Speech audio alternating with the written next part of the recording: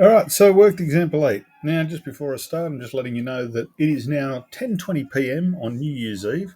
I've just dropped my wife off at work and I've got to kill some time before the fireworks at midnight. This is what my life has come to. You have this to look forward to. So, good luck. Anyway, example 8. Solving a four-step linear equation. Once again, there's another one that looks much more complicated than it actually is.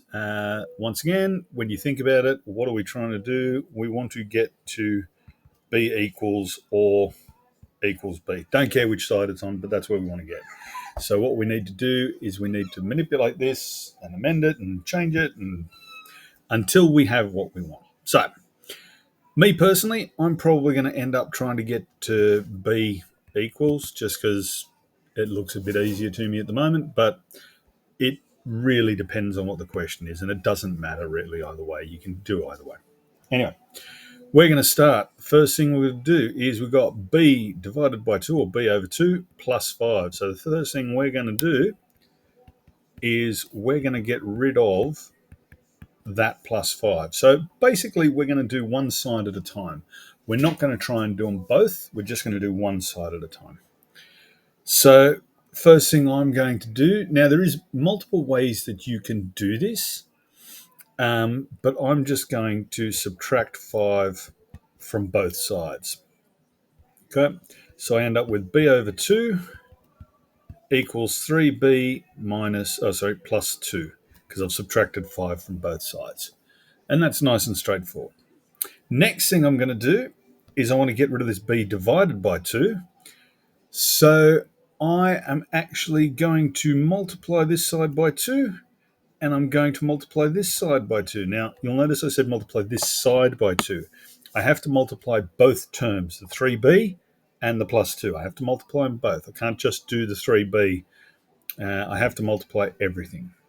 Okay, so those 2's cancel out. That's the whole point.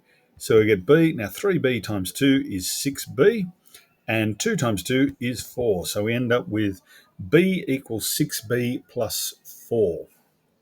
Okay.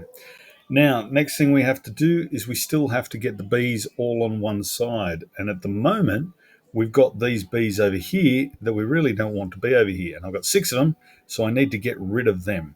So I'm subtracting 6b from both sides. That means I'm going to have over here, that's going to cancel out. So I'm just going to be left with 4 on that side, which is great. On this side, I had 1b. I'm subtracting 6b's, which means I'm going to be left with minus 5b. Which is cool. That looks really nice. But we've got one more step to go. You'll notice that there's 1, 2, 3, and we've got fourth step to go. We have to divide it by the minus 5. So we're going to divide by minus 5 on both sides. Oh, that's a 5. That's a minus 5. There we go. That's better. And that will give us b, because those will cancel each other out. And we end up with minus, well, it doesn't matter which way we do it, but it's 4 on minus 5. I could write minus 4 on 5. Doesn't really matter. But that is our final answer. B equals 4 on minus 5. You can see that what we've done, there's been 4 steps, but we've done the same things that we've done over and over again.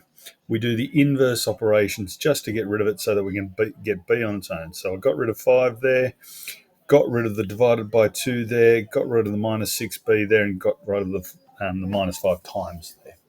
And that's it.